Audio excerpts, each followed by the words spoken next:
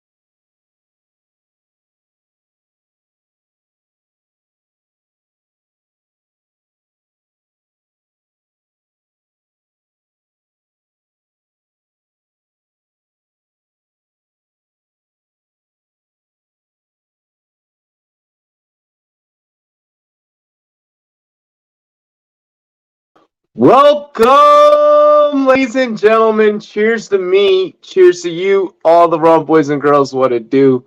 Dilly dilly. We love and appreciate all of you. We're live here on the Rumboyz Fantasy Network. I'm so excited to bring you guys tonight's show. We just got done with the NFL draft. We just got done with the NFL schedule release. It's about that time to start etching out what rosters are going to look like. It's about time to start really getting into fantasy football drafts and what those scenarios are going to look like. So this is a time where during the offseason, we kind of start getting into nitty gritty. So make sure you guys make sure that you comment, and also subscribe here to the Rumboyz Fantasy Network here on YouTube and Twitch. We greatly appreciate you. Run those Twitch follows up. Like really run the Twitch follows up. Get with us on the Twitch. I feel like that's where I should have been, and like we need to boost that up the same way we used to boost the YouTube up. So let's boost up the Twitch, ladies and gentlemen. We have an epic show for you. I'm so excited, but first, you already know we got to make it do what it do.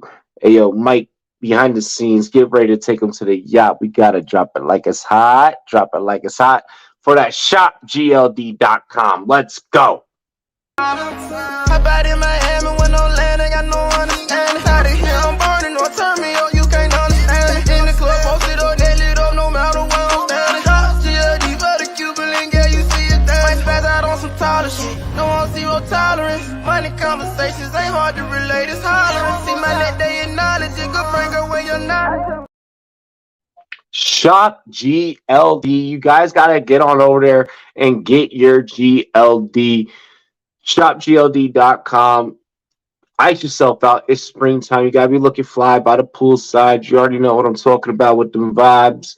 ShopGLD.com. Ice yourself out with your favorite sports team of any league that there is possibly available. Partner with all the big leagues.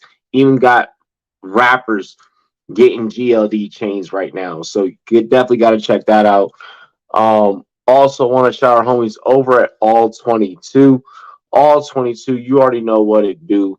All 22 is for me. It's for you. If you feel like you are a football guru, you need to get on over there to all22.com. Powered by Pro Football Focus.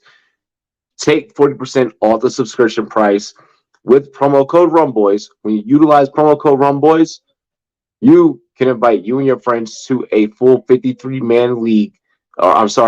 You and your friends can draft a full 53-man roster in a 10 to 12-man league against each other and compete for a fantasy football championship. Put some stakes on the line. Put up next year's dues for who's going to pay for whose subscriptions, whatever. All 22 is where you need to get it down and dirty. Let's go. And also, I want to shout out our homies over at Champions Round. Link is in the description. Shout out Champions Round. Play our daily dozens. you can turn a $12 investment into 2,400 with our daily dozens whenever you hit 7 out of 12 props on our Champions Round daily dozens. Download the app. You already know what happens. Champions Round, make it do what it do, baby, baby. Let's go. All right, let's go ahead. Let's get into the cast and crew. Let's get into who we got behind the scenes. Ladies and gentlemen, give it up for our producer. Drop it like it's hot. Drop it like it's hot. Drop the mic, FF. What is good? What is going on? What is up to everyone? Let's just get this Friday night started because we got a great guest in the background and he's our homeboy. So let's bring him on. Hell yeah, yo. We definitely got to bring this man on. We're running with a 3-man leg crew. Sometimes a 3-leg parlay is all it takes to win, and we have the personalities tonight that can help you guys win a lot. Give it up for Justin Brony of SGPN. Happy Friday, y'all. How we doing? Feeling good? Yes, Yo, sir. what's good? What's good, man? Dilly Dilly. Cheers to me. Cheers to you. All the wrong boys and girls want to do. Let's go. My invisible drink here. Hey, I don't care if you have an invisible drink. At least you're not invisible. Yes, that's to true. you, Taco. That's true. What happened to your green screen, Robbie? Where's the Bermuda background here? I haven't been using the green screen in forever. I actually just moved. So I'm about to redo this whole ceiling back here. Yeah, it'll be interesting. You should just make a mural of The Office. I have all these different backgrounds. I'll see if I can throw one up. But if you just made your background people thought it was a green screen, that would be hilarious. I am not that creative. I know someone who might be able to do that for me though. You can find a kid on the street to paint it for you. See, you just get Jerry's background painted on your wall like this. That would be hilarious. No, just paint it on the wall. That'd be fantastic. No, I have artwork and stuff. I'm gonna redo everything, so it's gonna be dope.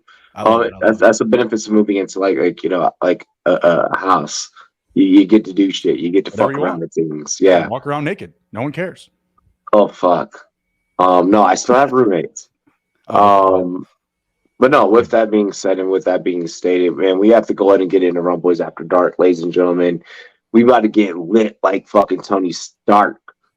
Let's set this off, blast off like Iron Man. First topic of the night. The NFL schedule reveal just happened. Last week we covered the NFL draft. We touched on that a little bit. NFL schedule reveal. We all have different and separate NFL teams, so we're not going to get into our own teams yet. Mm-hmm. So what is your biggest matchup that you're excited to see? What are the big marquee ones that you're looking at that maybe aren't so keen to your organization, but it's hey, for fantasy purposes or gambling purposes, or let's talk about it. I think a big one week one is the AFC East matchup of the Bills and the Jets. I think that's going to set a new precedent for that division with Aaron Rodgers going toe-to-toe with Josh Allen. I think that's going to start just right out of the gate. It's going to just kind of recalibrate people's minds. This just isn't Josh Allen's division. This isn't just the Bills and then everybody else. There's going to be some real competition there, especially with Miami bringing, Tua back, looking like he's going to be fine for week one, looking like he's having a good offseason. So I think it's just going to kind of bring people to that realization, it's just not the Bills in this division here. And I'm excited to see Aaron Rodgers not in the NFC North. Great stuff. Yeah, I got two that excite me, and one is has to do with one of the teams that Justin brought up. Not to bring up the sad stuff that brought up last year, but week 9 is the rematch that we all want. That's Cincinnati and Buffalo. Mm-hmm. I think that is going to be a good match. I think everyone's going to be lit for that. The biggest thing for us, for fantasy purposes, that game is going to be a barn burner that we thought we were going to get last year. It's a little earlier in the year. Last year was going to be late in the year, so there's going to even be more implications. The other one that I want to see, just because we don't know what would have happened in the playoffs, we don't know who's going to be the quarterback still, but week 13, the Eagles and the 49ers is an intriguing matchup, in my opinion. I definitely think that Eagles 49ers is an intriguing matchup.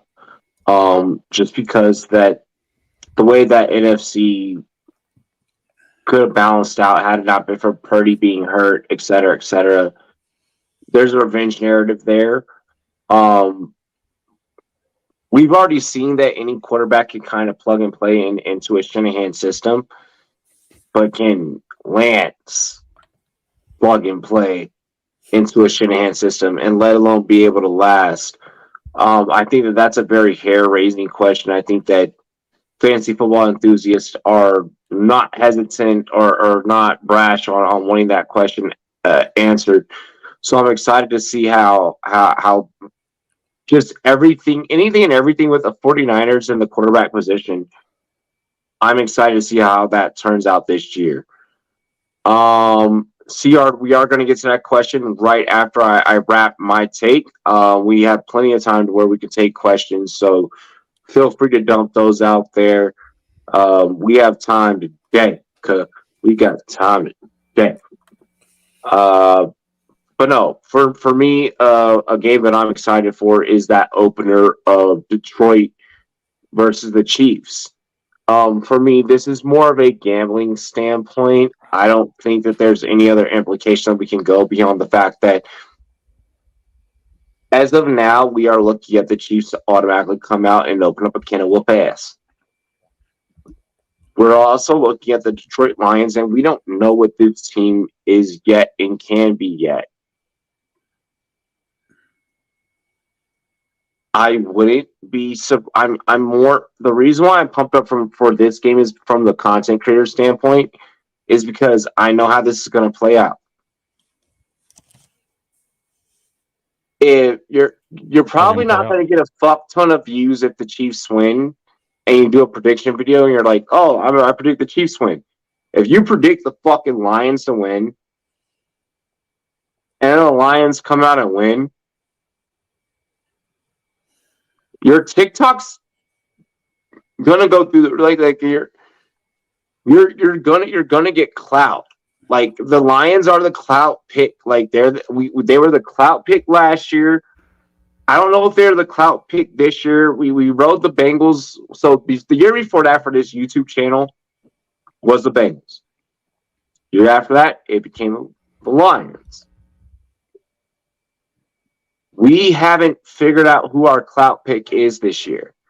We haven't figured out who's just doing it for the clout this year. There's a team that historically has not been great, but is going to be better than 500. That is going to win more cash for teams or for bettors than not.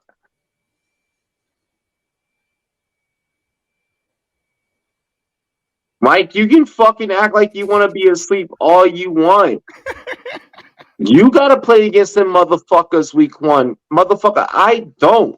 They're biting kneecaps, man. They're biting kneecaps. They are biting kneecaps. Robbie's got a good point. Like the Cardinals, like they're not biting kneecaps. You know what I mean? They're kind of like in a fetal position week one. Whereas, yeah, the Lions are coming to eat. Like they're I'll bring up the Cardinals along with a couple of other teams in a minute because I'm gonna pull a question off the cuff here.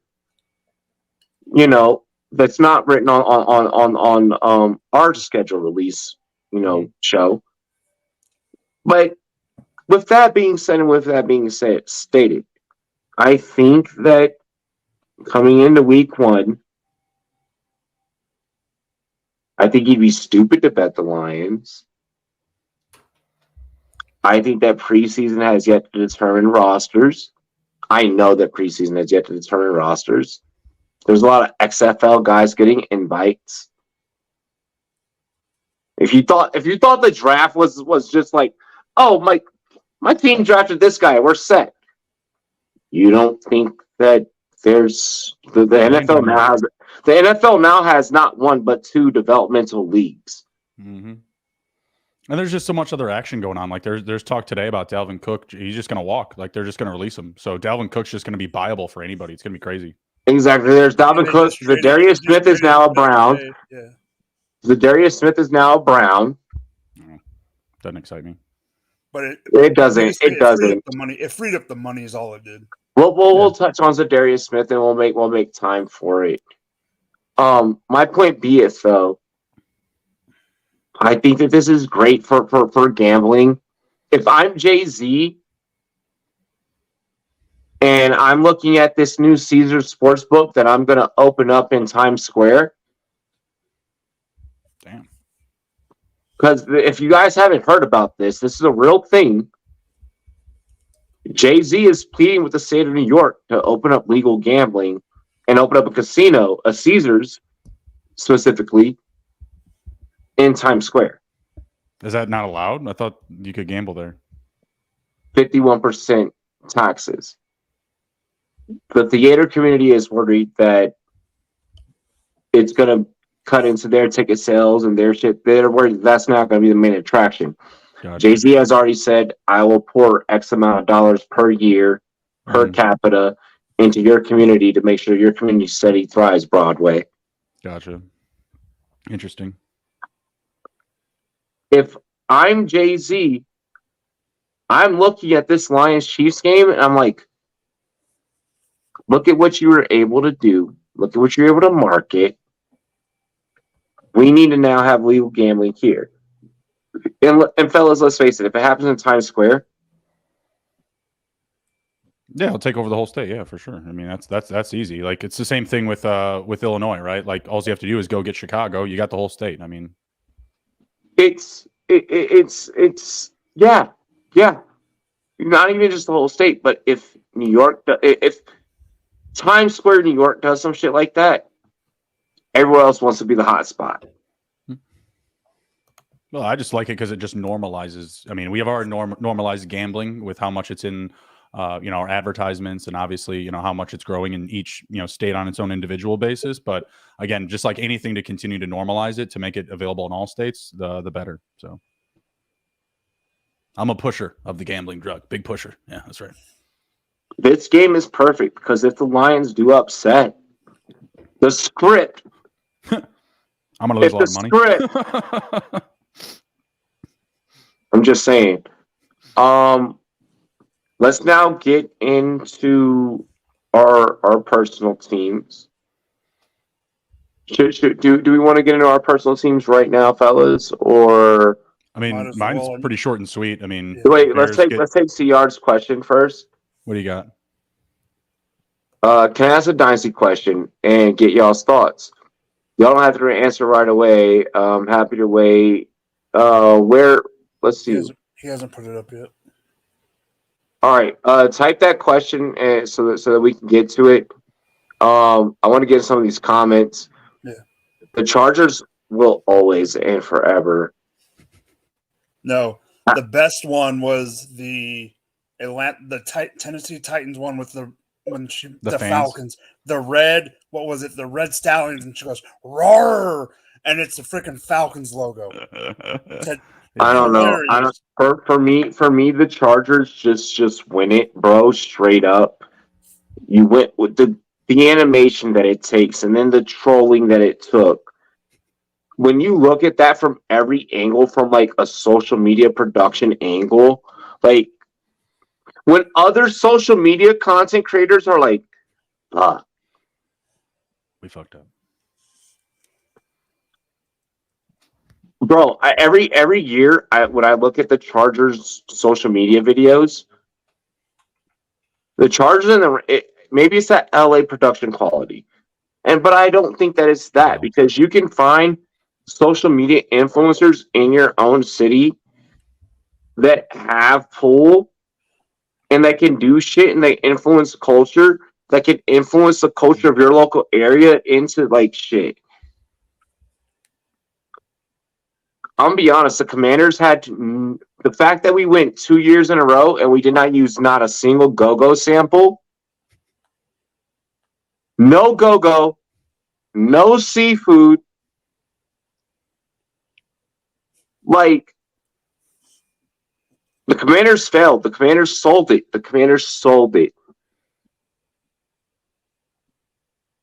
Like, we're not even trying to be DC. Like, we're not even trying. Like, we're not trying. The Chargers were top notch. They were the best one that I saw. Yeah, I like the Titans one. Watching the Bears, obviously as a Bears fan, it was fun, but I didn't think it was better than like other people's or anything. The Commanders one felt like they were just trying to be cute. Here's the question. How does age impact a player versus productivity? Like, how much more valuable is a 27-year-old who doesn't play as much as opposed to a 26-year-old who plays regularly and does solid? 22, not 27. He's talking about youth. Yeah. I said 22. No, you said 22 and 26. So I think the biggest thing here is just context, just your team, right? Like if you're in a rebuild, you're going to value a younger player more than you are an older player. Go ahead. Let me preface by saying this is his first year ever playing Dynasty. So if he's in a startup, one orphan and he's in 2 startups. So let's go back to that 2019 class. I would have taken a 2019 McLaurin over a 2019 OBJ. OBJ's elite. In a rookie draft or in a startup? In a startup. Okay. And but when we're talking, okay, well all right, let's say 2020. All right. Let's ignore like a rookie draft. So let's say we're just building, what I'm saying? I would take him like a McLaurin over an OBJ. Okay. It's you're looking at where players kind of lose their step. When certain guys lose their step versus when certain guys are peaking. If you were to ask me about DK Metcalf now, I'm going to say DK Metcalf is a more reliable fantasy pickup in most formats than not. Then if I were to say that 2 years ago, 2 years ago, I would have been like, we need to wait and see. Or I'm sorry, 4 years ago, I would have been like, let's wait and see. Mm-hmm. Dynasty is about your ability to be able to mix your value of veteran status with rookie production status. One thing I've told him in person is make sure you just don't have too much of either. Mm-hmm. You don't want too much of either, but you don't want too little of either. No. You want to, like with your rookies, you're trying to hit just right. So, Seard, I'll tell you this from someone that has won multiple dynasty championships. It comes because you just know how to scout rookies really well. You know how to figure out systems. Post landing spot, okay, you fit into this place because of this reason. Therefore, I can now consciously draft you. And that's really where it comes down to.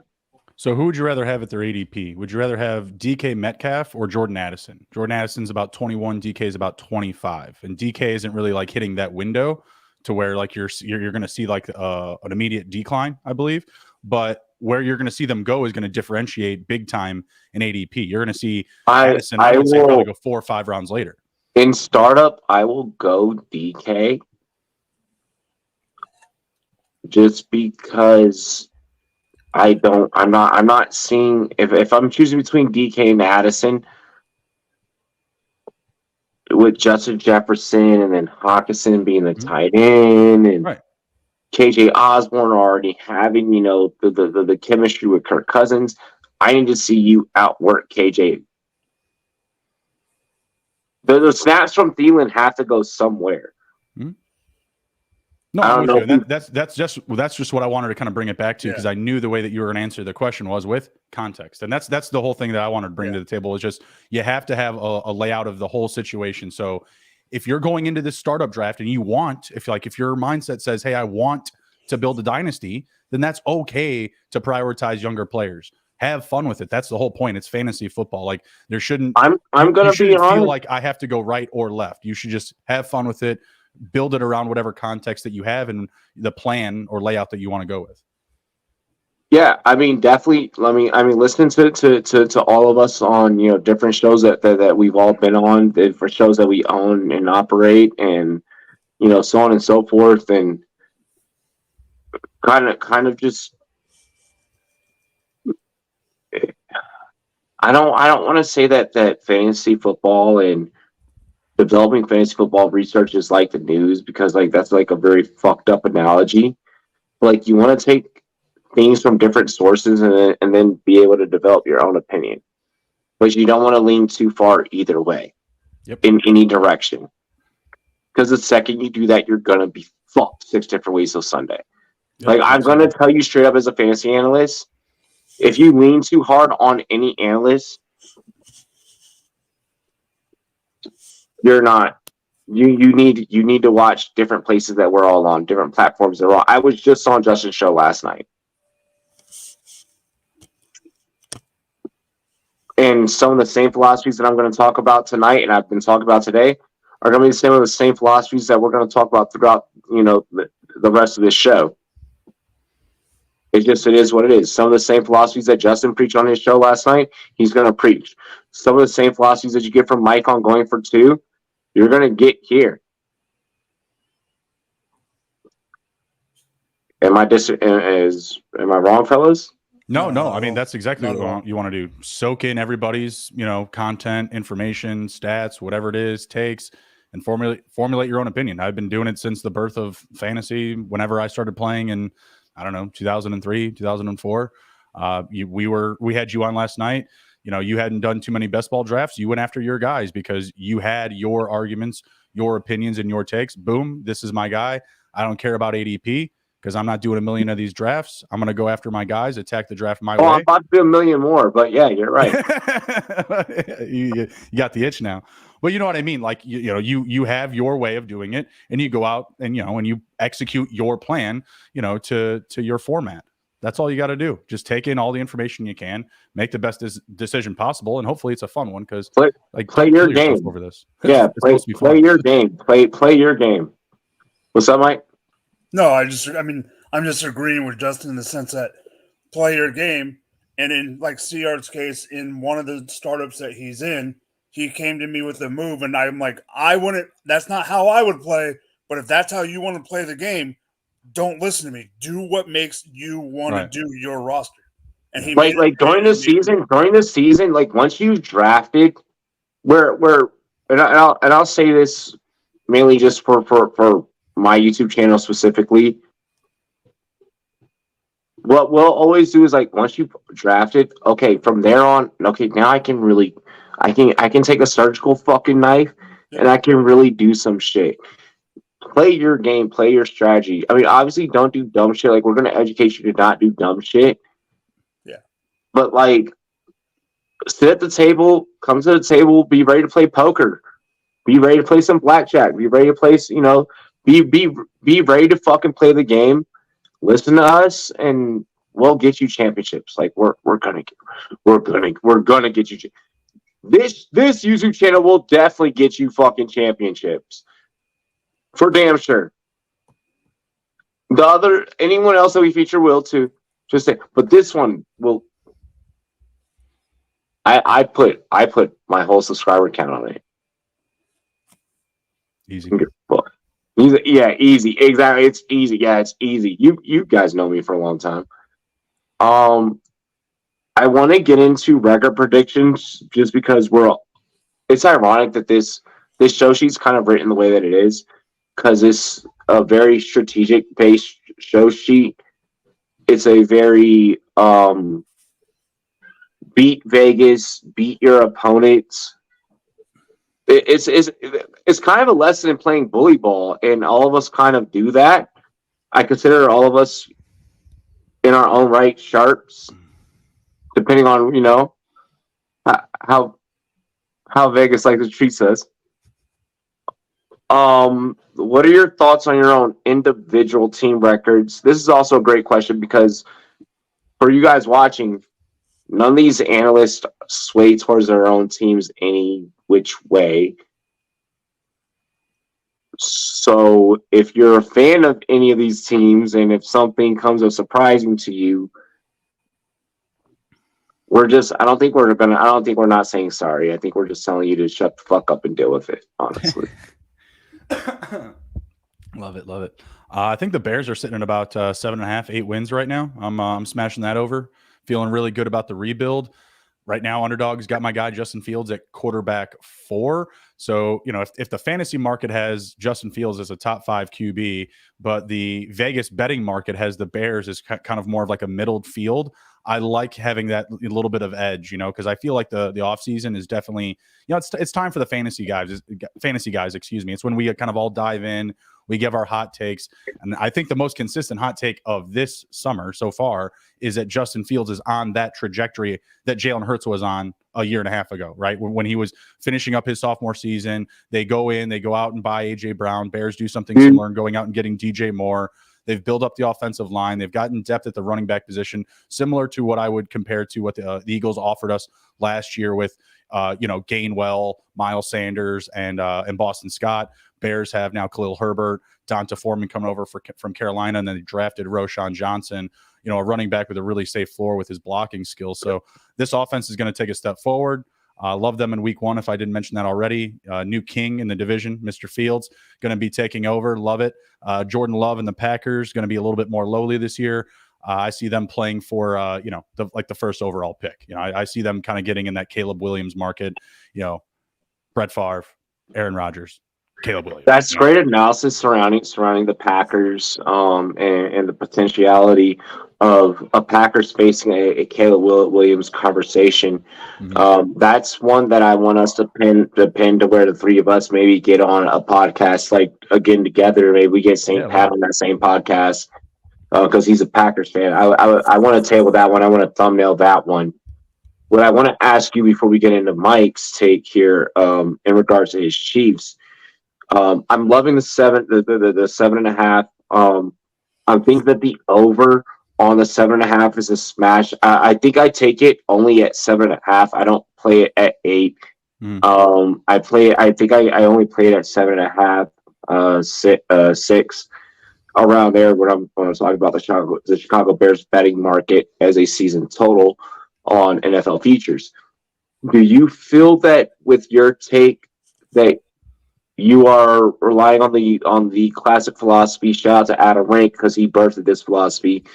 That fantasy is meeting reality with this one.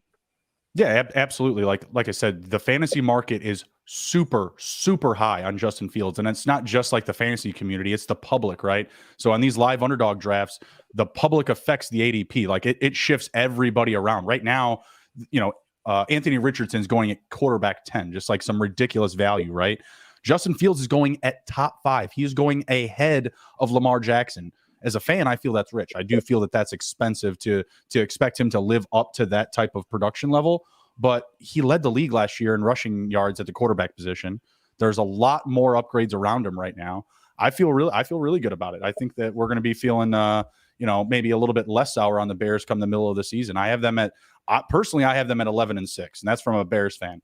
I think 10-7 is kind of a gift. I mentioned how the Packers are going to be lowly this year. They get them first week 1, and they get them last week 18, and their last 3 weeks are like super, super walk-in wins. Like they should finish the end of the season 3-0 easy. And I can see them being like 8-7. I love that for you guys. No, I love that for you guys because you guys showed towards the end of the season that you can keep up with teams. You can put up overs. I think that you guys are a team that plays a lot of overs this year. I think that you guys are big on that. I think that Minnesota within your division as well is going to be an overs team. I think when you guys face each other, there's going to be an opportunity for overs, especially with them losing Zadarius Smith today, which will still find time to somehow fucking fit that in.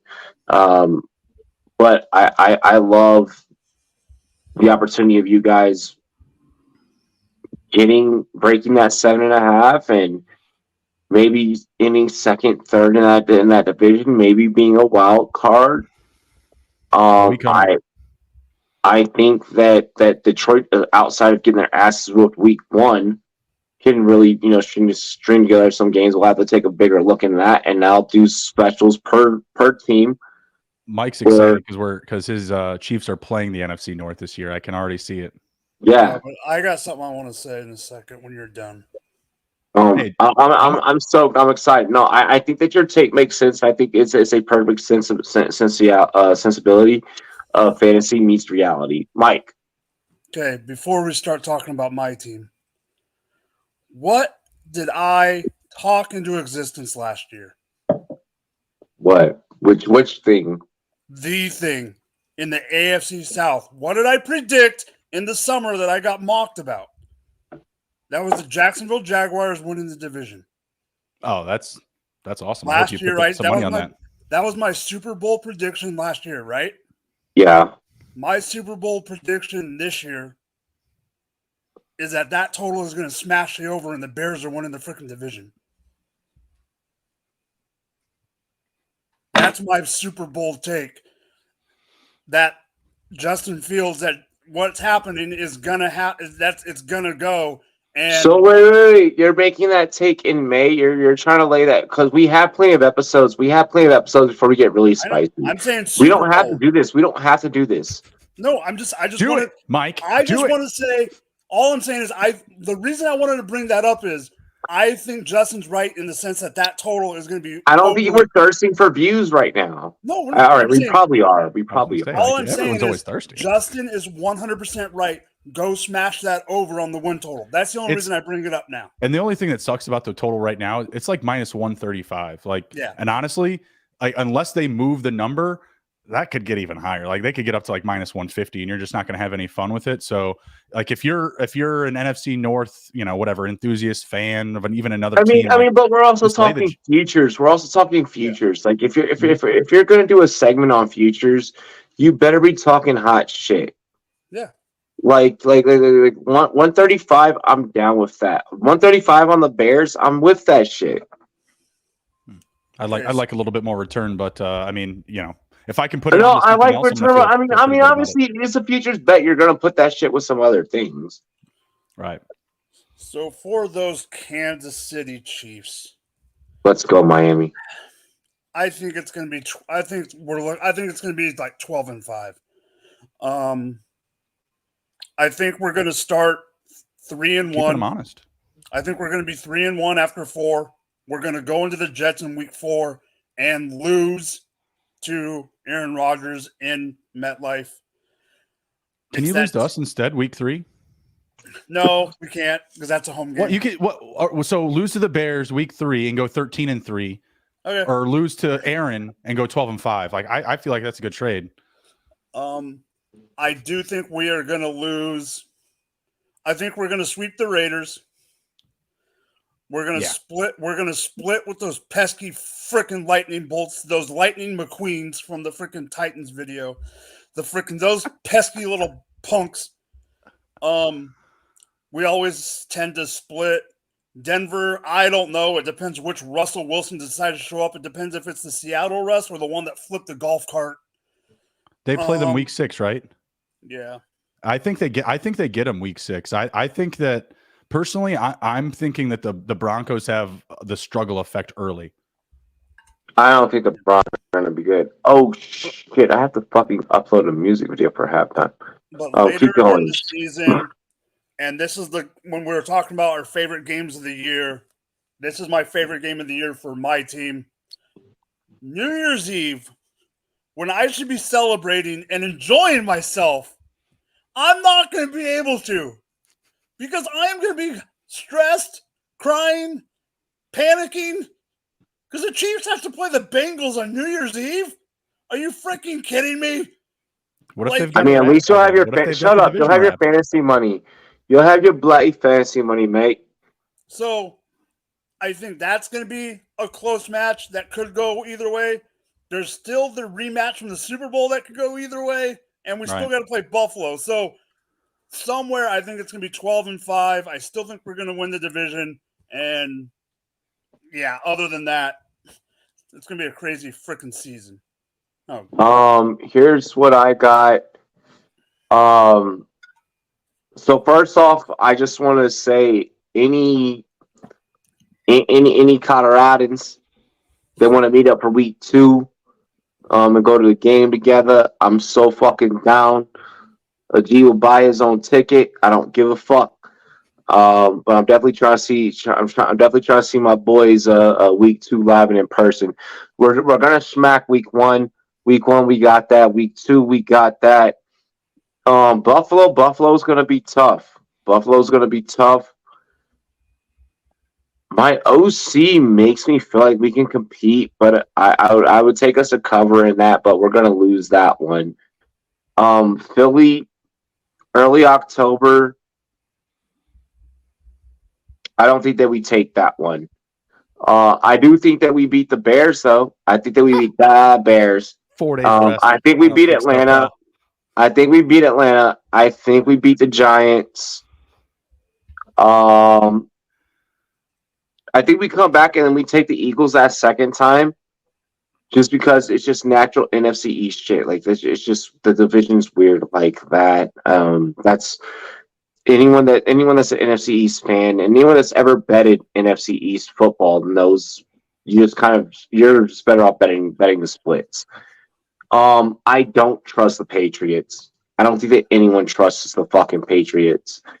I have us beating the Patriots. I think the Patriots are going to be one of the worst fucking teams in the NFL this year. Straight up, I swear to God. Like I think the Patriots are going to be god awful. We're going to lose to Seattle. We're going to lose to Seattle. I think that we're going to beat the Giants. I don't think the Giants are good this year. I really don't think the Giants are good this year. I think the Giants are bottom of our division. I think Giants possibly could maybe win one game in the division. We'll beat Dallas. We'll lose to Miami. We'll beat the Rams. We'll lose to the Jets.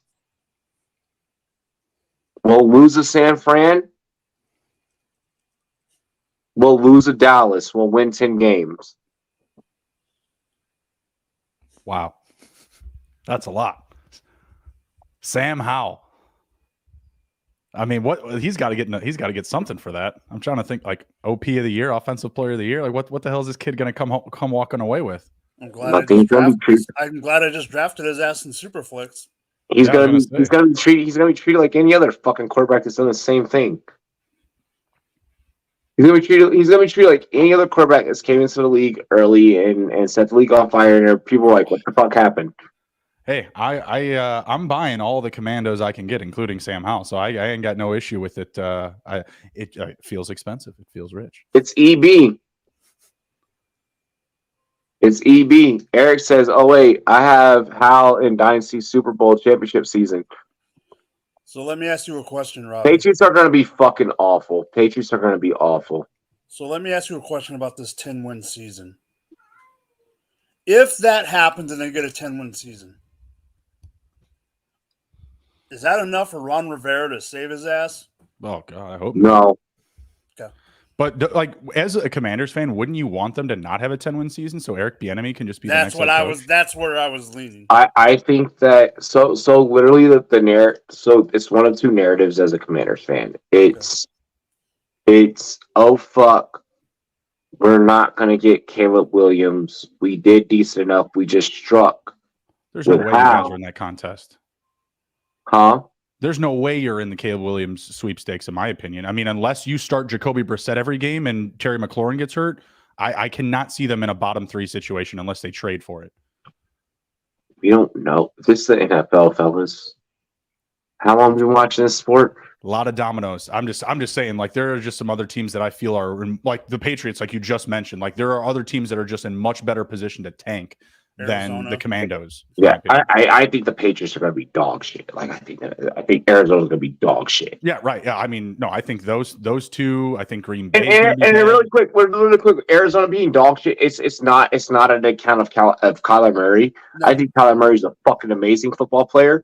I think Kyler Murray, if you give him any other offense, if you give him other weapons. Yeah. But he's also going to be out for the first half of the season. Yeah. Right. He's going to be out for the first half. But also, giving this motherfucker D-Hop at the tail end of his fucking career, Bill O'Brien knew what he was doing when he got rid of him from the Texans. You knew what you were doing. You saw it. I don't know if I agree with that, but, I mean, I think he traded him for, like, a picture on a wall or something. He got, like, nothing back. He got nothing back. I think he got a photo of, like, 85 Bears. he knew he had to. He knew, and he also his job was gone too. But they also have a first-year coach and a first-year GM. I just don't think there's anything positive that's going to come out of Arizona other than maybe correlation. I don't think that Drake May's all that. I mean, that's a whole nother argument for a whole nother store. Yeah, that's a whole different show. That's a whole different show. I was like, huh? Did we say his name? Yeah, no. But yeah, like the Commanders, I mean, they're in a good situation. I like the upgrades that they've made. I think the enemy's probably the biggest one. I mean, it's wide open. Like I feel like there's we got a new ownership as of today, Dilly boys. Yeah, that'll help too, I suppose. Yeah, if your owner's not trying to actually commit crimes against your starting running back. But no, they seem like right there with the Cowboys and the Giants right now. So love their defensive line like that, and that's the thing to me. Like their defense, I just don't see them being like a terrible defense, like where they're just constantly giving up points and they're constantly trailing. I just don't see that. I feel like their defense can put them in a good position to own the clock, run the ball a lot. They've got two competent running backs. Before Brian Robinson was in town, Antonio Gibson had put up multiple 1,000 plus all-purpose yard seasons, double-digit touchdowns in back-to-back seasons before Brian Robinson even got there, before he even touched the field. So I'm liking what they can do. Like I said, I feel like 10 wins is a bit rich. What's the total? Is it like 6.5, 5.5? I think it's like 6.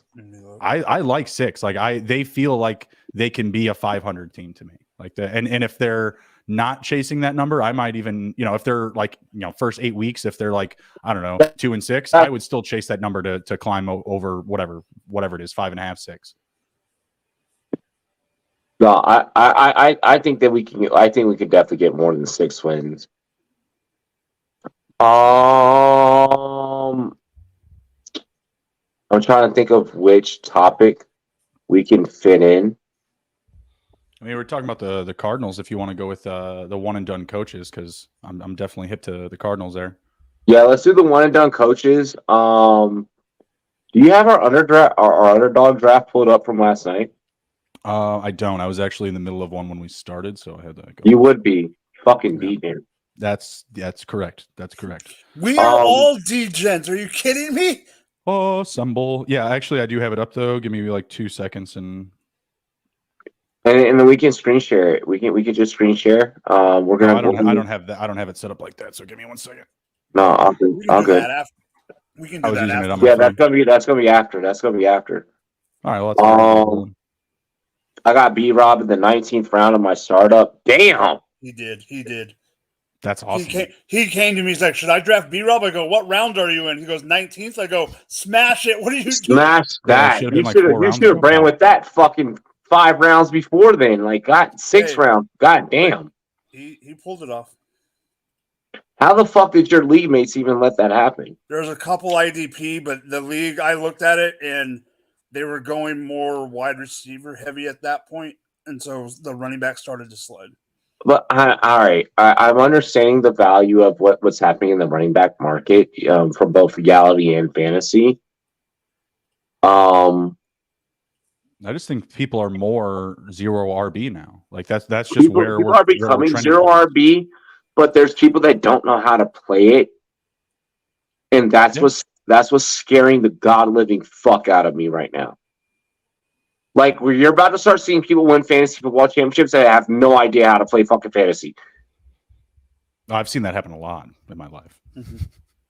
I saw it last year against me. I see that all the time. And the only reason I saw it was the guy had Mike Evans the one week that Michael Evans went off. Let's go rapid fire. We have 10 minutes left before we get into halftime. Then we're going to grade a fantasy football roster on the other side of the show and plenty more topics. Coaches be on the hot seat, or not coaches be on the hot seat. Who got upgraded this year, and later on we're probably going to be like, we probably should never got a fucking promotion. So obviously, we're talking about the Ryans, the so on and so forth. So the world, Who else? Who Go else? ahead. Go ahead, Justin. You take this So first. my pick is just easily Jonathan Gannon. Jonathan Gannon, now the head coach of the Cardinals, and it's not so much about him as much as I think the situation isn't going to be good for anybody. Like, I don't think it's going to be good for their franchise players and Kyler Murray, D. I don't think he's relatable as a person. Whatever. What's that? I don't think he's relatable as a person. Well, I'm just. Oh, you mean Gannon? Yeah.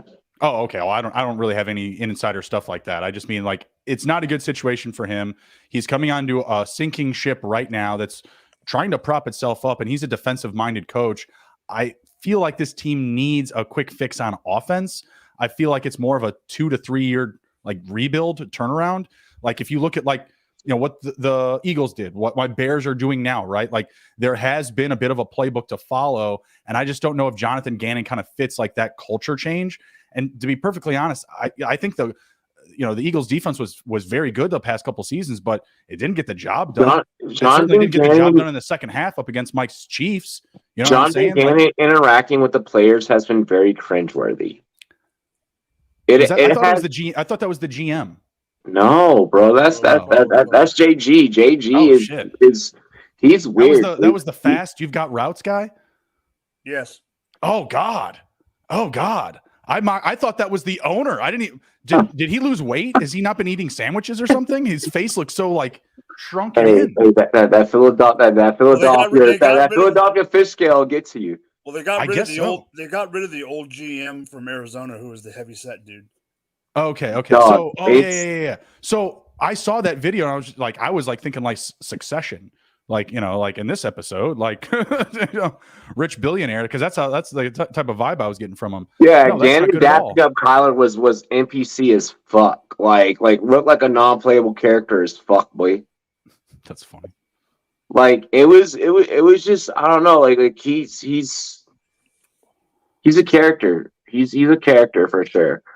I'm interested to see what his coaching style is going to be like. This is the same guy that coached that Philly defense to choke in the Super Bowl, and that's really what his legacy is holding on to.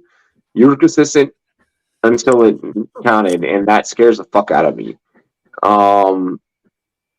And then also, how much of that was you versus the personnel that you also had? You had straight up dogs, bro. You ain't gonna have that everywhere. Their offensive coordinator, Drew Petzing. Yeah, I don't even know who that is. Petzing. I don't know who this is. Homie's been around a little bit.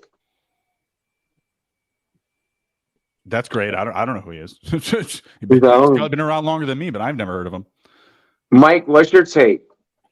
All right, so I took this question a little bit different when I came up with it. I am going former coordinator, but I am not going new head coach. I think this is the year that Brandon Staley gets fired from the Chargers and never becomes a head coach again.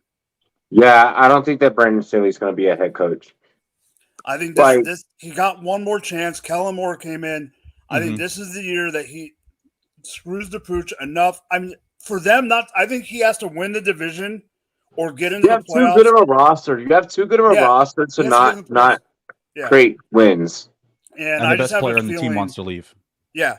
I just have a feeling that he is one of those guys that's better off being a coordinator. And the problem with the NFL these days is, and we've talked about this off camera, I think we've even talked about it on camera, Robbie. There's such a thing about trying to become the next head coach or become a head coach. If you can get the payday and be a legit coordinator in the league, there's nothing wrong with staying. Brandon Staley thinks that he's Zach Taylor. Brandon Staley thinks that he's Zach Taylor.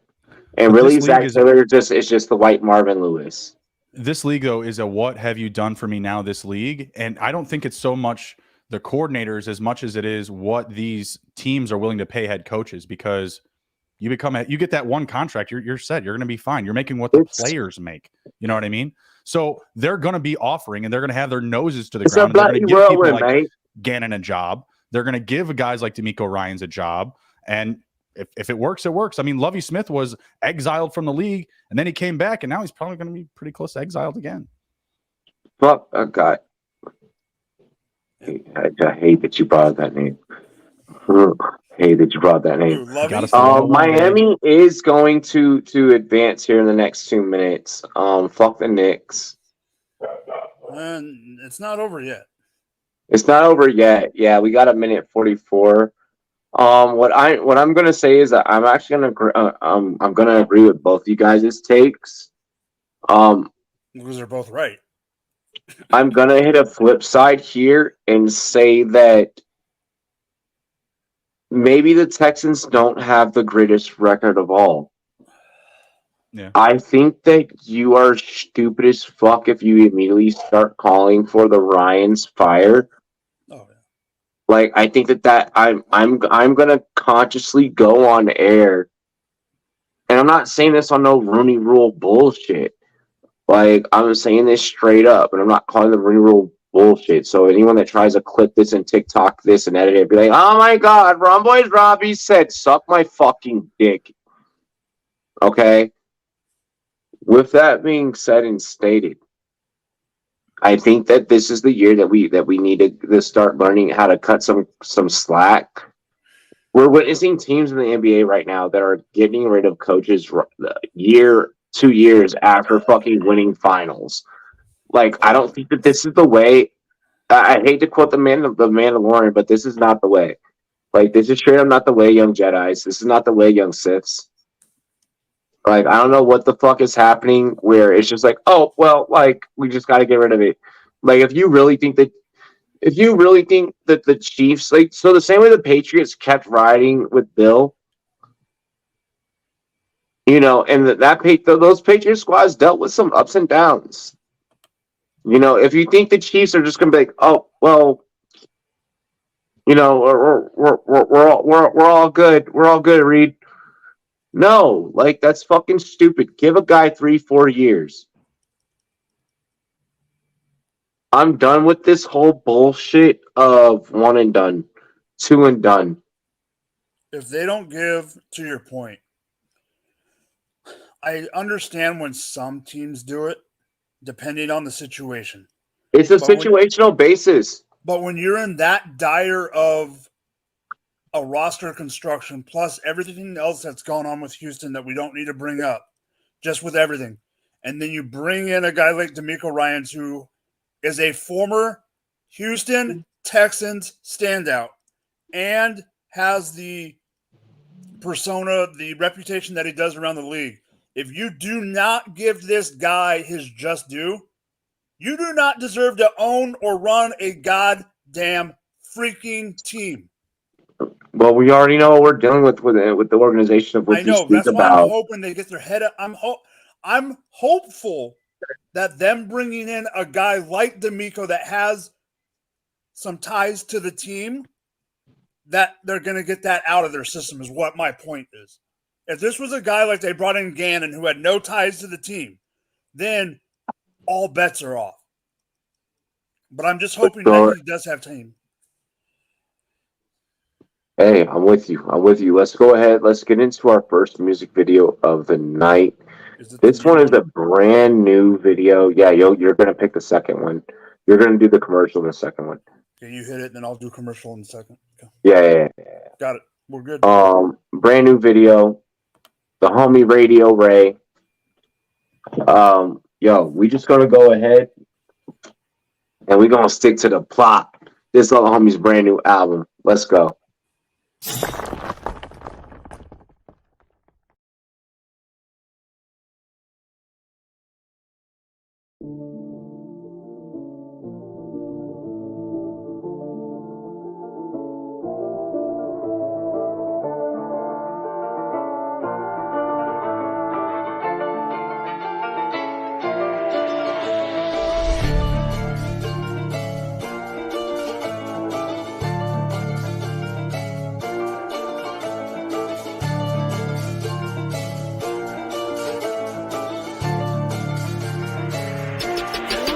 Just stick to the plot. Hey, stick to the plot. Hey, stick to the plot. Hey, stick to the script. Sometimes you get what what you get, so don't try to go and chase shit. Just stick to the plot. Hey, stick to the plot. Hey, stick to the plot. Hey, stick to the script. Sometimes you get what you get, so don't try to go and chase shit. See, life's kinda funny. You stick to the road to the riches and hope you don't crash like some dummy. To get to this money, you cut every piece of the pie to find out you sliced into an onion. Now let's change the subject. These niggas who think they got something, but actually they end up with nothing. It's getting disgusting. I'm tired of the fucking assumptions. I'm about to blow up like a Russian, so stick to the plan. When you lose it, gotta get it again. Keep it moving, never stick in the sand. Even with tired, like Michelin Man, shit, I know I'm the man, so I don't give a damn about opinions. I'm racking up millions, you stacking opinions. She throwing it back in the back of the venue. Now we taking off in her man and his feelings. Now back to the business, back to the lab with my niggas. Actually back doing laps in the trenches. It's my second home, I ain't have to go visit. I stay resident, embedded to live in the life of a nigga. By day we just niggas, at night we the victim. The life of go get 'em, so I'ma go get it. I stick to my plan and I stay on my mission to plot. Hey, stick to the plot. Hey, stick to the plot.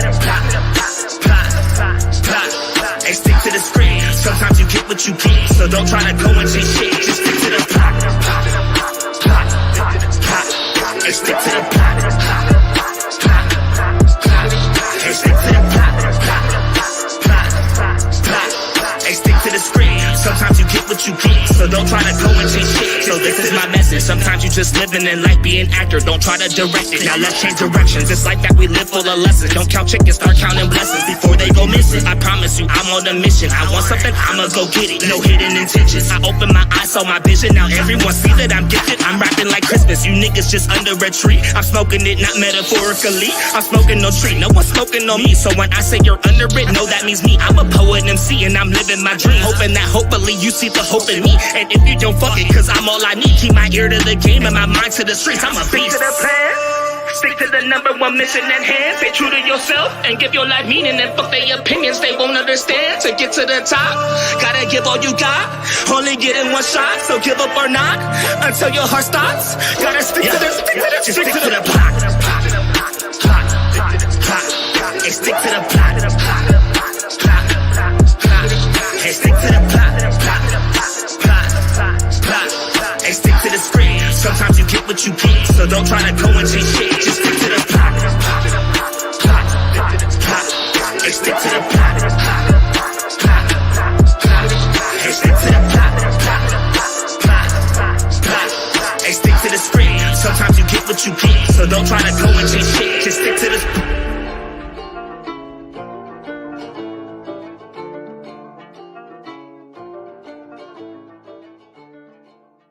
Hop out in Miami when no land, ain't got no understanding. Out of here, I'm burning, don't turn me on, you can't understand it. In the club, posted up, they lit up, no matter where I'm standing. Drop CLD, but the Cuban link, yeah, you see it there. Might spaz out on some taller shit, no on zero tolerance. Money conversations ain't hard to relate, it's hollering. See my net, they acknowledge it, good friend, girl, when you're not.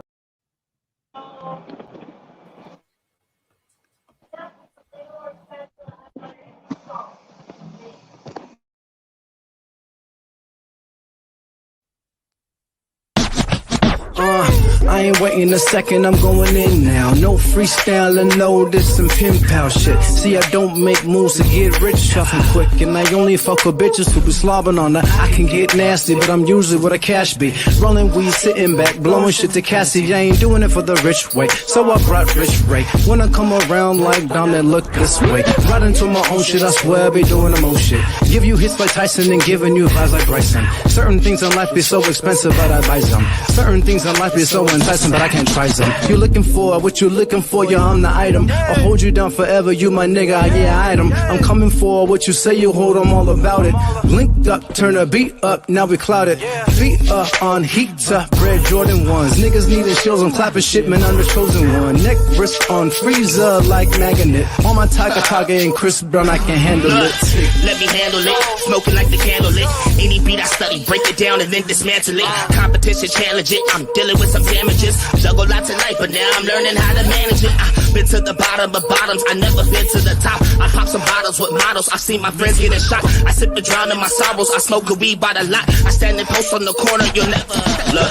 I ball like a piston. You'll never play my position. You catching what I'm pitching. I'm switching, no contradiction. I'm fishing for opposition, no vision and optimism. I wish I was kinda different, but I know my mind is different. I see them bitches smiling, long as she happy. I'm on the beat violin with my nigga T Savvy. We go back in the day and bring the heat. Cali, you ain't got nothing to say. The nigga be silent. Hey buddy, don't say shit. Everybody cap, changing faces like a facelift. They think they all that. Trust me, bitch, you just basic. In 20 years, you'll be looking back, wishing to erase it.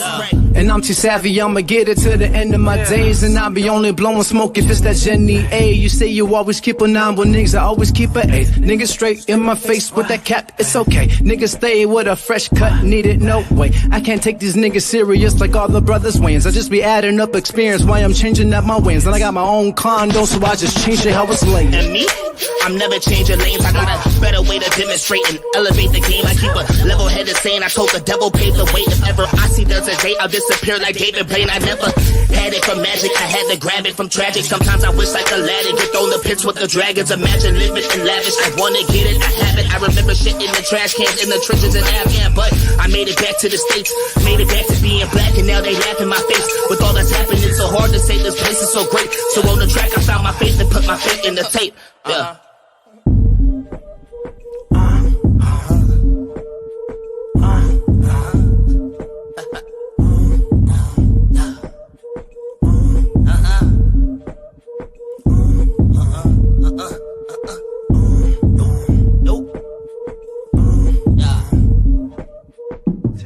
Savvy, Richard Ray, and that's it. Oh yeah, Young Savvy lifestyle. Peace. Yeah. What's bragging? What's happening here on the Rumboyz Fantasy Network? Make sure you guys like, comment, and subscribe. You already know the vibes. It's your boy Rumboyz Robbie. Partner with my friends. What's good? Drop the mic. What's good, Justin? I just lost some weight. Good. Thank you for excusing me. Appreciate that. You're welcome. You're like, yo. He's like, I needed that. Dude, I don't know what just happened, but you know, it was just like done. I was like, Hey, all right, cool. it All right, happens. with it.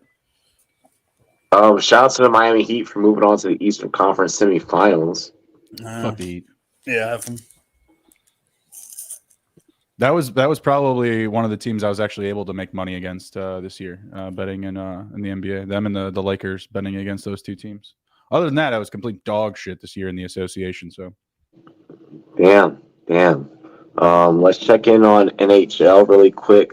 We got the Leafs down 3-1 series with a 2-2 game in OT. You bloody twats. We'll check in on that one right before we get into this Lakers. Mike, if you want to check in on that one. Justin, do you have the last night's results? I do, yeah. Let me pull it up here. Awesome. Yeah, we're gonna check out. We're gonna grade. We're gonna grade Rumboyz Robbie's I don't best think ball I can add draft. it to the screen though. I think you or Mike have to do that. I've got it up though. I got it. These are technically Justin's teams that I drafted. So, right before I put this up, the Oilers are up 1-0 with Nice. 16 minutes into the period, and That ain't shit. like Leafs, yeah. But at 4 minutes in, they already scored, and then like Leafs said, Panthers are in OT with the Leafs, and it is 2-2.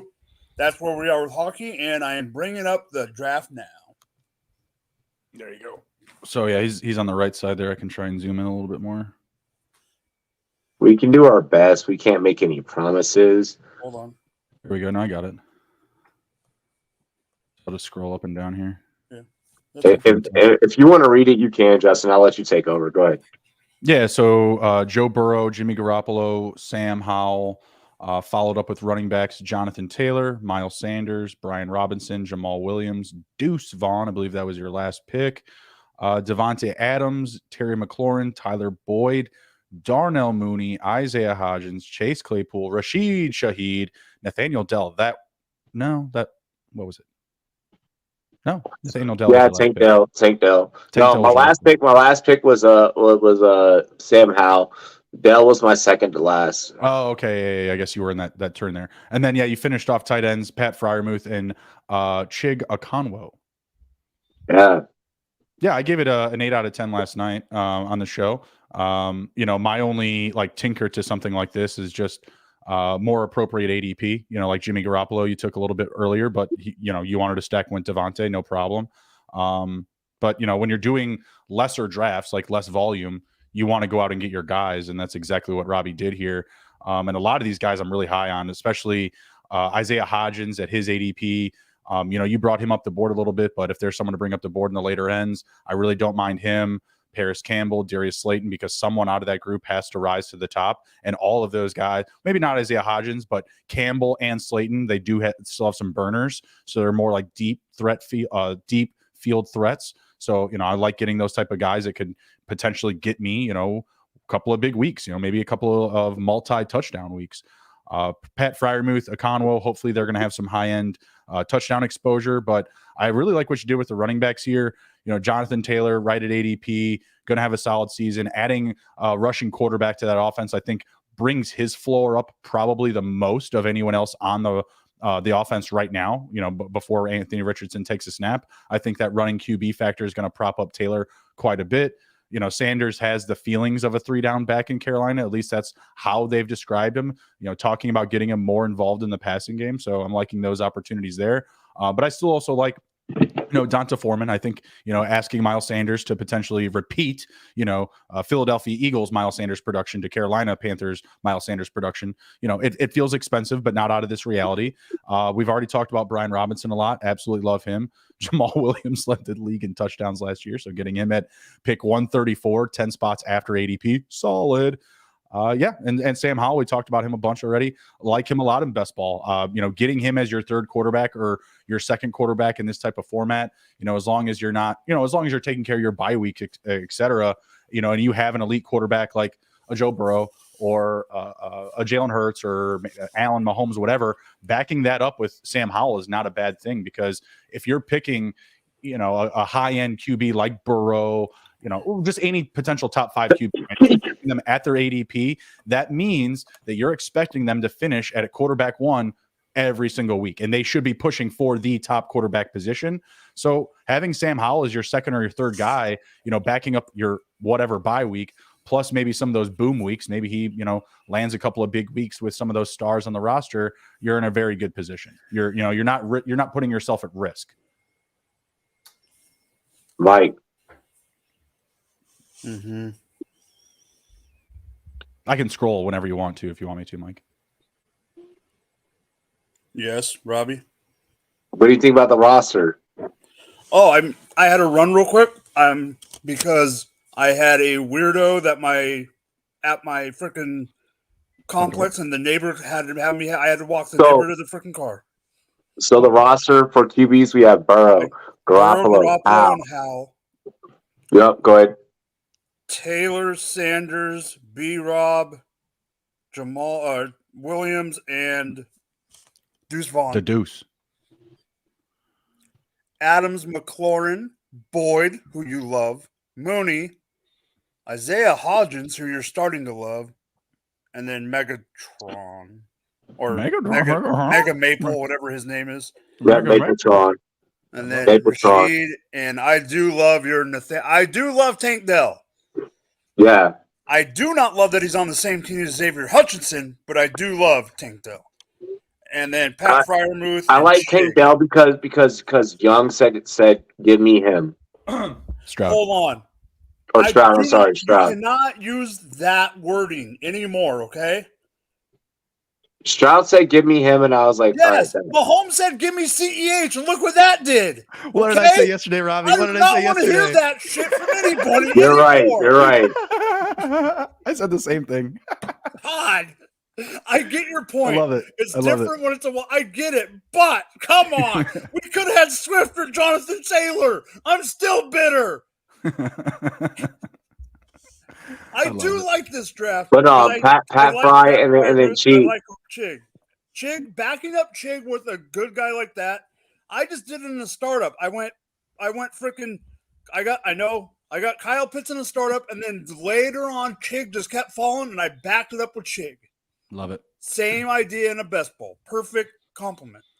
Just so that everyone knows, over on Underdog, the Best Ball Mania, it is a $25 entry for an opportunity to win $3 million. Justin got me hip. He was like, "Motherfucker, feature on my show first," and they're like, "I'm gonna hold you down." I'm gonna put in a lot more of these, and we'll probably do like a couple more segments like this, where like I do a couple more different lineups, and we just go through, we grade them. We don't know what's gonna happen. We don't know. Like I said, the homie Justin put me on. Pang's been trying to get me put on. We don't know what's gonna happen. We don't know how this shit's gonna turn out. Big ass tournament, just like SFB, but we've seen that, like, we've taken out SFB. Like we were 183 in SFB. So I mean, big tournaments, big prizes, big shit popping. The only difference is, like, it's fucking money on the line. We put money on the line. And, we doing our fucking thing, and that's really it is what it is. They have weekly formats as well. No Yeah, they got weekly. They got weekly, but I'm just, hey, this is not a sponsored. Yo, this is not a fucking paid segment, all right? I'm just saying, it's a lot of fun. I have a great time. No, I'm just making sure that everyone out there, y'all know. So be fucking. You see here where it says 0 in my account, but it says 35 entries right here. Okay. This ain't a sponsored segment. Underdog, you want a sponsored segment? Throw motherfuckers some money, man. Shit. This shit ain't cheap. But no, I like that. I like my roster. I can't grade my own roster. Just because that'd be weird. If I were to, I would probably give my roster 7.5. That just means you have to aim for your personal 8.5 next time. That's all. Exactly. Yeah. Like, I feel like I could build better rosters than that with better draft spots. That's what I did with a 111. If I did that with a 111 and I did that just reaching, like, everything that I did, an 8 out of 10, yo, I'll take that. Like I said, I think I went and I got value. I did my thing. I built depth. I played on all my principles. I played on my takes. I built that roster based off my takes. Like, that roster was not built off of ADP. That roster was who's gonna go and get it for me. Love it. And with that, and the way that we'll close that out before we get into this next segment here, guys, heading into this draft season, go and get your guys. The market has changed so much with QBs, and this is the year to kind of really take everything that you've ever learned and just kind of scrap it and start from scratch. And yes, go Lakers. We are doing our goddamn thing right now. But this is your time to kind of start from scratch, rebuild. The tight end class changing, quarterback class changing, running back market changing, wide receivers cream of the crop right now. It's definitely their show. Yeah, we haven't seen them like this in a long time, so let's have some fucking fun. We're gonna try and see how quickly we can start wrapping things up here, because we already did the coaches one. We just got the Mike Clay, and the must draft rookies. So Mike Clay broke down his wide receiver cores that were the best across the league. And I kind of just really want to know what you guys think. I'll put the graphic up here in just a moment. Is this what he posted on Twitter? The list from 1 to 32? Yep. Yeah, that bullshit. Okay. Yeah, it's kind of a weird, like, breakdown. You know what I mean? Like, if I was doing kind of like my first year of, like, content and I was using, like, Word on my phone, I guess. Like, I don't know what this guy was doing at 1 a.m, but it's a weird. I don't know, just the way he put it together. I don't know. It looks weird. Yeah, it's kind of like you don't really see like any highlighted value. Like so, like for example, like you look at the Bills and they're like number 20, right? Like which is kind of weird with Stephon Diggs, but it's based on your whole group, I guess. But like Stephon Diggs, Gabe Davis, Khalil Shakur, Deontay Hardy, Trent Sherfield, like I don't even like that order. Like for all I know, Trent Sherfield's going to have more snaps than Khalil Shakir. I mean, I'm not saying that's a lock, but you know, just some of like the ordering of these guys, I just don't like. No, I didn't like it either. Being someone as like a firm receiver, so like that's something like I kind of pay attention to whenever I'm doing drafts and shit, and right. I'm just looking at just different things. Mike, what do you think before I go too deep? So the reason I brought this subject even up, and this is I want to ask all of us, the one that a coworker, I didn't see this. A coworker came to me and said, "What? I know you know your football. What do you think?" They thought there was no way that Seattle should be number 2. That was how this whole discussion started. That's fair. I think that there is argument that Seattle can be up there. But I think like saying that 2 is like really high is like a fair point. That was their point. I think it's a fair point. Like you look at some of these, like they have 3 and out. That's it. Like Dwayne Eskridge did nothing. Derek Young done nothing. Like I mean, it's 3 and out. That's it. Yeah, it's just the 3. When you go down to it, I mean, when you look at most of these teams, you're looking at 2, maybe the 3rd. Like you got Boyd, but after that, there's not a lot of teams that have super strong 3s. Mm-hmm. You even look at like. Not saying the Bears should be higher or anything like that, but then you look at that feels high. I'll say that feels high. You were saying, at this point, like you were saying the list, I would have Claypool and Mooney switched right now. I would too. I that makes more sense because of Claypool hasn't had that same amount of time in the playbook. I think that this list is a casuals list. I agree. When I look at it, I feel like Miami you should put there at 2. Just because of the multitude of different things that you can do.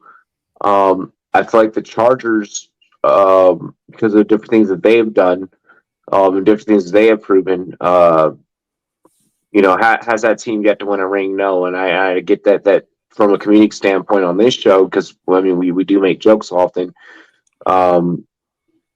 Could you all jokes aside, I feel like you could argue that receiving core, kind of being up there. There's a couple that I look at them. I'm just like, this is just not like, how is Houston Texans not last? Like I know Traylon Burks is the only Dallas guy is way too high. Dallas is way too high. I disagree with you, Justin, on that one. I think Tennessee is right where they should be. Nick Westbrook-Akine is their number 2. Robert Woods is your number 2. I would rather have Robert Woods. Really? I don't think there's that big a difference between Nick Westbrook-Akine. I don't think there's that big a difference. I don't think there's like a huge margin there. High? Yeah, Dallas is way too fucking high, dog. I think that's I would gladly put Minnesota over Dallas. I would put Minnesota over Dallas. I think that's the combination of the CeeDee Lamb hype because he's so young and so good. People are so onto him. Pair that, like parlay with that and adding a veteran like Cooks. I think that's just a market narrative. That's all. I would drop the ever living shit out of Denver. Where are they at? Washington. I threw it up here, Mike. If you want to throw it on the screen. I don't even see Denver. Denver's dog like 10 or 11. Zoom in. Yeah, like I like Marvin Mims a lot though. Like that feels like it could be a good four group, but someone in that group's getting hurt. Like Judy, Sutton, Patrick. Maybe I'm not going to wish it on Mims, but Hamler, he's in that mix. One of those guys is getting hurt. Like, bro, there's a couple of different ones to where here's how. If we had the homie Steve Smith on the show, he would probably agree with me where I'm like, no, I feel like that there's some other ones that are better. There's also a lot of just deeper ones, like the Panthers. Like I know that they're at 27, they're in the back end, but they have the Panthers to me. The Panthers to me should be higher. because of experience, because of what you just said. Yeah. Like, Laviska Shenault, no one has anything good to say about him, but if he's your number 5 on your roster, he still has about 3 years. I don't think that the homie, like, yo, Mike, like, Mr. Clay, I fucks with you. Like, we played against each other. We played against each other last year. So the only thing I'm about to say is there's no vitriol. Like, we're homies. The better fantasy football player won that year. I'm him. If you want to sit down and talk wide receivers, Joe, like, I'm down. I just don't think that this list is it, bro. Like, I feel like that there's some things that you're missing. I think that there's some when you're taking groupings in a whole. I think there's some quick switch muscles. I think that there are heights, verticals, wingspans. Different attributes of how different guys complement each other, ways that can fit in different formations. I think there's just certain things that you're missing. What I want to ask people is, what do you take away from this list? Is this supposed to be for a fantasy owner? Is this supposed to be for a betting market? Like, I don't know who benefits from this list. Fantasy owners. The way that I'm looking at this is general sports conversation. I'm looking at this as I'm not. If I'm looking at this from fantasy, then I'm like, yo, you're wrong. The reason I'm looking at this fantasy is who it came from. That's Mike Clay. Yeah, I mean that's what he does. Okay, but okay. So if I'm looking at it from either perspective of fantasy or like real NFL, like a guy that really knows the game, yeah, I'm looking at this either way. Either way, I'm looking at this and I'm like, you're wrong, because the way that I play fantasy is the way that I look at the game. I don't play fantasy like everyone else.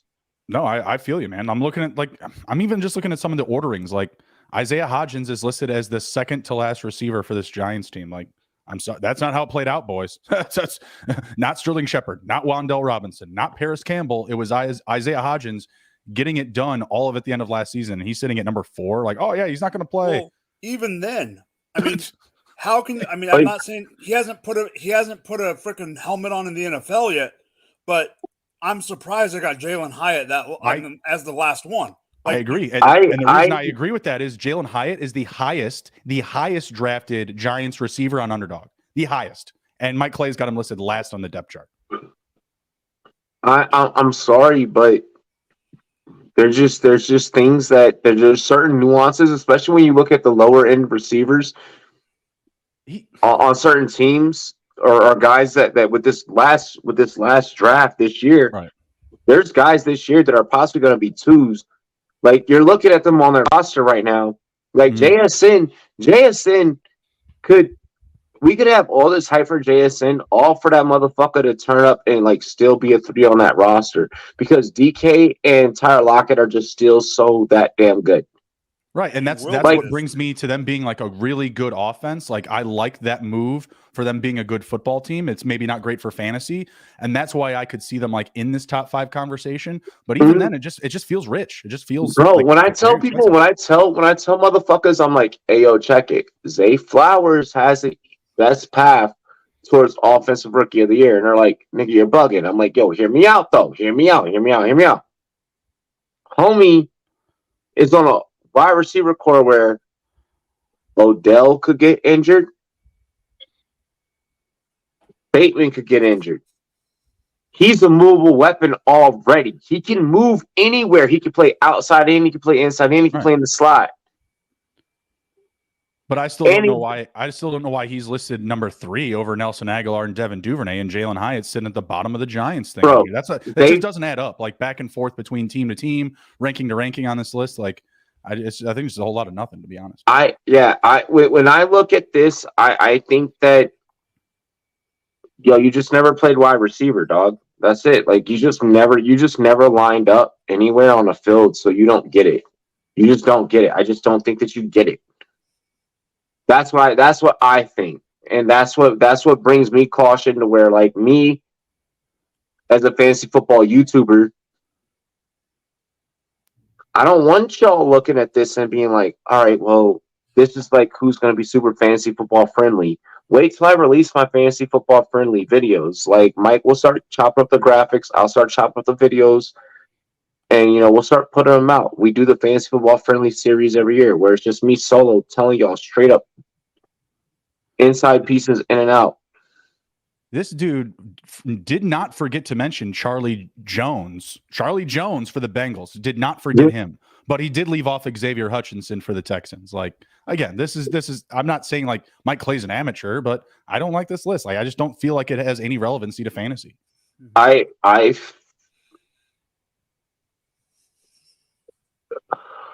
Robbie, in a vacuum here, David Bell or Cedric Tillman? Can I answer that? Go ahead, Bell. whatever. Bell. Bell. I don't know. What are you looking for? An athlete? Okay, then Tillman. Like, I don't. Well, that's just like one thing. Like if I was like, oh, I want route running, I want sure-handedness, maybe you'd say David Bell. But I'm just saying, like, I just don't agree with like how he's ordered these guys, how he's ordered the teams. Like, I just don't know what folks are supposed to take away from this. This, yeah. Like I said, this is, and I can get nitpicky as I want to, but I feel like when you look at lists like these, especially from a fantasy football analyst, and especially from a big name like that, I'm not discrediting. Like I said, played against a gentleman. We had a great matchup.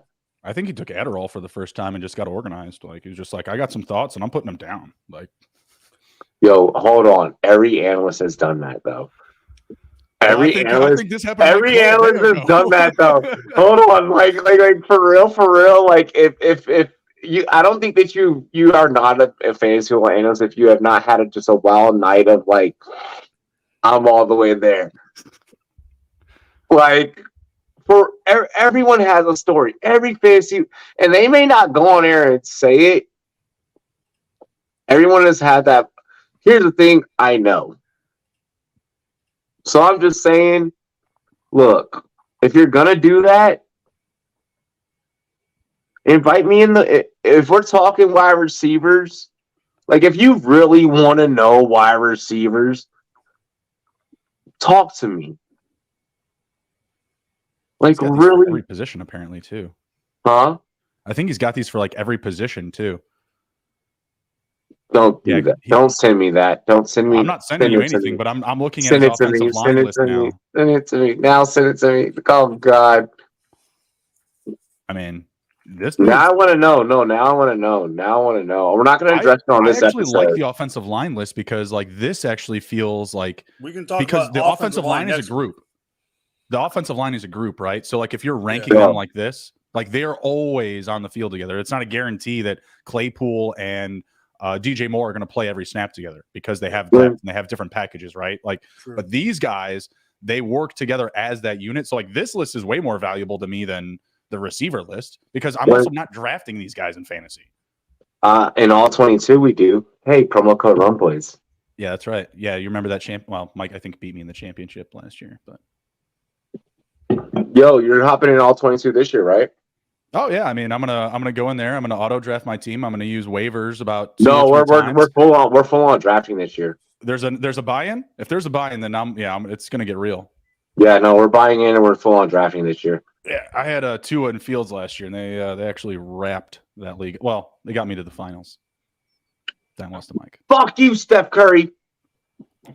We have one more topic for the night. And let's get into it. Must draft rookie in fantasy. We are 2 weeks removed from the NFL draft. There's a lot of rookie hype going around. I don't care if you guys want to go for the low-hanging fruit. No. I mean, you can pick a position. I can go wherever. But hold on. Just keep it real to your fucking brand, whatever it is that you're gonna say. Like, I want you guys to drop some shit that you'll be able to go back when you wake up tomorrow morning. I want you to be able to be like, I can clip this from my TikTok and use it. So give me some sauce. Like, don't bullshit me right now. Give me a player profile Give me a fantasy football rookie player profile. You can go low-hanging fruit. You don't have to go for the fucking Darnell Washington profile that's not going to be drafted. My first one's really easy. Is Michael Mayer. The dude is just absolutely sure-handed.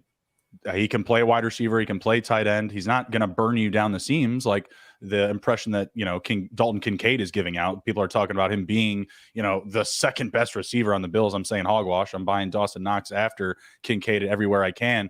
But to bring back Mayer here, I just think he's going to prove all these teams that passed up on him wrong. He's going to play all the snaps. He's got no competition for touches. He's got Austin Hooper and OJ Howard behind him. And yeah, maybe they take off some work for blocking schemes and things like that. But Michael Mayer is a blocker. That's what he does. He's got sure hands. He can block and he can play every single down. He doesn't need a special package. He doesn't need to be in double tight end sets. There doesn't need to be some weird circumstance for him to get on the field and get volume and get touches and snaps. I know that tight end rookie years aren't the most booming, but Jimmy Garoppolo is Mr. Check Down Charlie, guys. He is not a deep A-dot target. He's not hitting receivers down the seams. He's hitting low A-dot, big body targets. George Kittle, a fast-moving target, maybe like a Deebo Samuel, but he's not somebody. 6 years of the Patriot, yes. Exactly. He's not going to be, a guy that's going to push the ball down the field. So who's going to be cleaning up all those vacuum targets? Check down Mayer. It's not going to be very difficult for him to get production early on and often. So, SGPN Network, Justin Bruni, ladies and gentlemen, giving you guys Michael Mayer. Mike, I'm going to hit this pin. All right? Because right there, that was. Hey, Justin, I hope that you clip that. I hope that you use that for your fucking TikTok, your Reels, your Facebook, your Insta, whatever the fuck. Put that shit out there because this is the information that people need. The player profiles, people love player profiles. All right. All right. So you said stay on brand, and wait. Hit it. Are you ready? I'm ready. Hang on, because I'm making sure that you have a good editing point. It's like if you go back and rewatch the episode, you can be like, oh, when Robbie took this shot, when Robbie took the hit of the bait. 3, 2. All right. So you told me to stay on brand. And one of my brands when it comes to picking my rookies is falling in love with a guy that I love on film that isn't going to be first round that I can grab later on, and I want to grab him in multiple drafts. And this guy went to a team that doesn't have anyone besides behind their Pro Bowl running back. Give me Eric freaking Gray out of Oklahoma at running back for the New York Giants all freaking day long. Who's he got to compete with? Matt freaking Breida? I mean, might as well be an Oompa Loompa from freaking Charlie and the Chocolate Factory. I mean, he's a bowling ball of a running back. He needs to work a little bit on his pass pro, but he's got it in him. He loves to work in space. He can cut vertically, and once he gets to the hole, he can cut to the outside, get north and south super quick. Yes, he did have to transfer to Oklahoma out from Tennessee. People didn't think he did a lot in Oklahoma, but last year at Oklahoma, if you pay attention to college football, that Oklahoma team under the new head coach after Lincoln Riley left sucked horribly. They weren't ready. Gray had already transferred there with Lincoln Riley. He wasn't used the way I would have used him. I think with Brian Dable behind Saquon's, whatever you want to give him a nickname, he's going to learn from Saquon, and he is a piece that I think, because we all know running backs will go down at some point, and you do need to use those guys later in the year, even if it's not year one. I am taking Eric Gray in the third. I saw someone get him in the fourth in a rookie draft I was in that I didn't have a late pick. I'm taking him in the mid to late third, and I have no problem with it. He just went 311 in my rookie draft. I'm in live right now in round 4. I am going to reach for the low-hanging fruit, and that is Zay Flowers. I'm going to keep beating this drum. I'm going to keep preaching it. Ladies and gentlemen, Zay Flowers, again, is a movable weapon at the wide receiver position in this Baltimore Ravens offense. It's going to be awesome to see him on jet sweeps. It's going to be awesome to see him lining up in the slot. It's going to be awesome seeing him play inside and outside. Ladies and gentlemen, this man is the X, the Y, and the Z, the B to the A to the Y. Ladies and gentlemen, trust me, Zay Flowers, give this man his flowers right now. This is why the Baltimore Ravens offense is going to flourish and is going to blemish.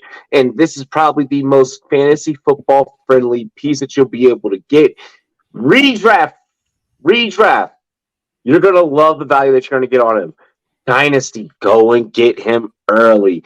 That is my take, ladies and gentlemen. I'm Rumboyz Robbie. This is the Rumboyz Fantasy Network here on YouTube. Like, comment, and subscribe. Can I chime in on that real quick? Huh. Because here's what's funny. I just looked at a draft because I know where I got Zay, but I just wanted to look at make sure I got him where I thought. I did a rookie draft. It's over. I got Eric Gray at 310. Mm-hmm. Michael Mayer, I did not get, but he went at 204. Love it. I'm assuming that Kincaid went ahead of him still. Kincaid went at 112. See, that's what I really like about that Mayer situation is that you get to see Kincaid go, and from there you evaluate your need if you need to move him up. Like you don't need to pull the trigger on tight end first.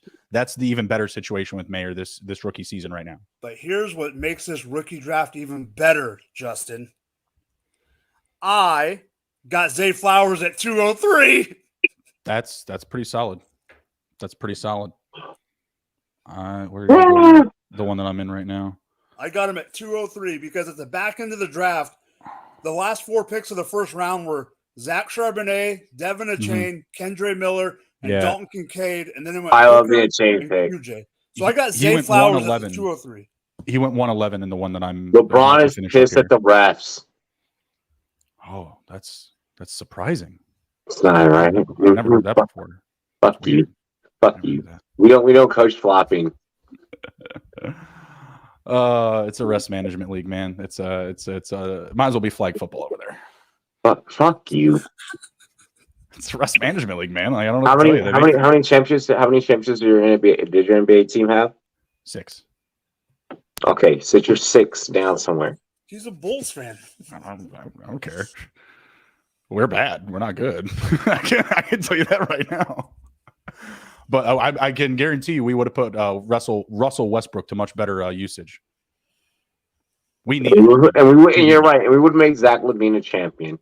Probably, yeah, probably. I mean, as long as you're playing in the bubble. No distractions.